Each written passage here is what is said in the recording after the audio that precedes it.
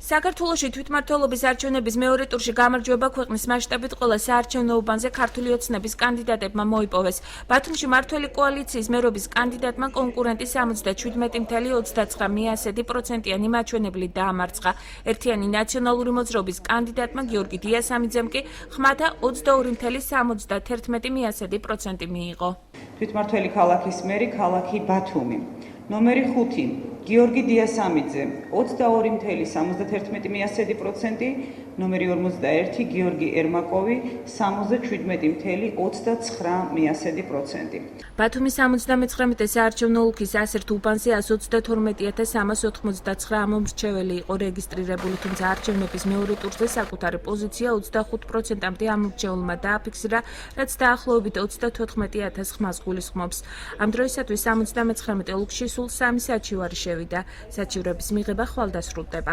არჩევნები ძირითადად მიმდინარეობდა მშვიდ სამუშაო ატმოსფეროში, ადმინისტრაციის მხრიდან რაიმე სერიოზულ დარღვევებთან დაკავშირებით ასეთი ფაქტები არ დაფიქსირებულა. ჩვენთან შემოსულია მხოლოდ და მხოლოდ 3 საჩივარი, ერთი გუშინ შემოვიდა მე-14 უბანთან დაკავშირებით გადასტანყუდის პატილობაზე, დანარჩენი საჩივარი არის მხოლოდ და მხოლოდ პროცედურულ დარღვევებთან დაკავშირებით. არასამთავრობო სექტორის შეფასებით თვითმმართველობის მეორე ტური დემოკრატიულად ჩატარდა და ხმის მიცემა მშვიდ ვითარებაში წარიმართა.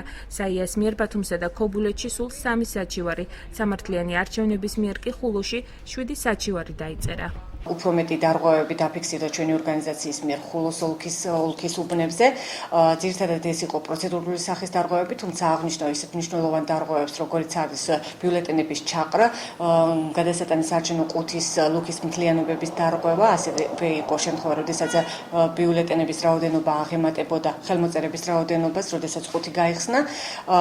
თუმცა მთლიანობაში შეიძლება შეფასდეს ეს არჩევნები ჩატარდა მშვიდ და ორგანიზებულ გარემოში. ჩვენი საჩივრების და შენიშვნების ოდენობა მინიმალურზე მინიმალური. მე არ მახსენდება შემთხვევა ჩემი 10 წლიანი დაკვირვებით, რომ ასეთი დაბალი შედეგები დაეწეროს ახალგაზრდა იურისტთა ასოციაციას. ასეთი დაბალი საჩივრები დაეწეროს იურისტთა ასოციაციას, კონკრეტულად ბათუმში ან ქობულეთში. ხოლო რაც შეეხება ზოგადად გუშინდელ დღეს, დღე მშვიდ გარემოში საკმაოდ შეიძლება ითქვას დემოკრატიული საწყისებზე ჩატარდა.